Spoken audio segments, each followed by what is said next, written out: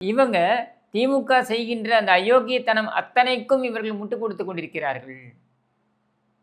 அது அத்தனையும் நியாயம் என்று பேசுகிறார்கள்.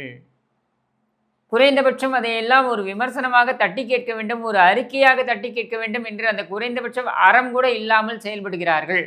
இத்தனைக்கும் இவங்களுக்கு ஆட்சியில் பங்கும் கிடையாது, ஒண்ணும் கிடையாது என்கிற நிலையிலும் இவர்கள் அதை செய்கிறார்கள் அப்படின்றத நான் பதிவு பண்ணிட்டே வந்தேன்.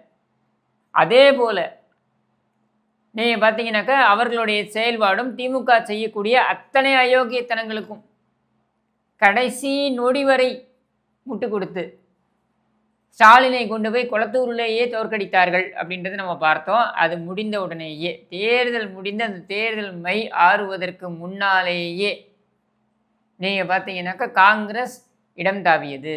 காங்கிரஸ் வேண்டா விருப்பா தான் அதுக்கு முன்னாடியே அந்த கூட்டணியில தொடர்ந்தாங்க. ஸ்டாலின் கூட அப்படின்லாம் பண்ணாரு தெரியுமா?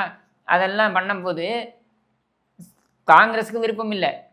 அப்போவே அங்கே இருந்த தலைவர்கள்லாம் சொன்னாங்க. அதாவது நாஞ்சில் சம்பத் பார்த்தீங்கன்னாக்கா, தாவேக்கால பேச்சாளராக இருக்கக்கூடிய நாஞ்சில் சம்பத்தே வந்து ஒரு பதிவு பண்ணியிருப்பார். என்னென்ன பதிவு பண்ணியிருப்பாருனாக்கா, காங்கிரஸுக்கு திருமணம் வேண்டுமானால் திமுகவுடன் நடந்திருக்கலாம், ஆனால் காதல் எங்களுடன் தான் இருக்கிறது அப்படின்னு சொல்லிட்டு, திருமணம் கடந்த உறவு அப்படின்னு சொல்லுவாங்க இல்லையா, அந்த மாதிரி தான்.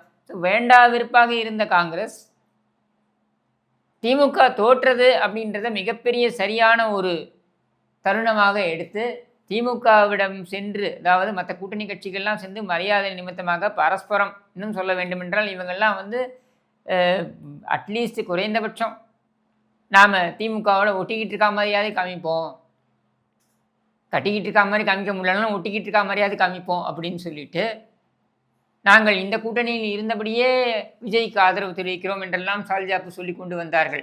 அந்த ஒரு கூச்சம் கூட இல்லாமல் வெளிப்படையாக காங்கிரஸ் வந்து நாங்கள் தாவேக்காவுடன் கூட்டணி, அதுவும் இந்த கூட்டணின்றது எப்படி அறிவிக்கிறாங்க, வருகின்ற நாடாளுமன்ற தேர்தலுக்கும் நாங்கள் அப்படித்தானே கூட்டணி வைப்போம், அந்த மாநிலங்களவை தேர்தலுக்கும் நாங்கள் அப்படித்தான் கூட்டணி வைப்போம், உள்ளாட்சி தேர்தலுக்கும் கூட்டணி என்று பிரகடனப்படுத்தி விட்டார்கள்.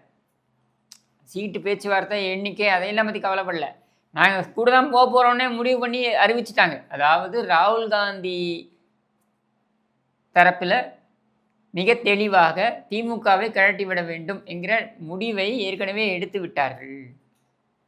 சரி, அவர்கள் அந்த மாதிரி செய்தது ஒரு துரோகம் என்று பார்த்தாலும் கூட, உள்ளபடியே நமக்கு திமுக பிடிக்கும் பிடிக்காதுன்றதை தள்ளி வைத்து விட்டு பார்த்தாலும் கூட, காங்கிரஸ் செய்தது அயோக்கியத்தனம் தான். ஆனால் அரசியலில் இதையெல்லாம் வந்து நம்ம கேள்வி கேட்க முடியாதுங்கிற சூழலில் அதை கடந்து போவோம்.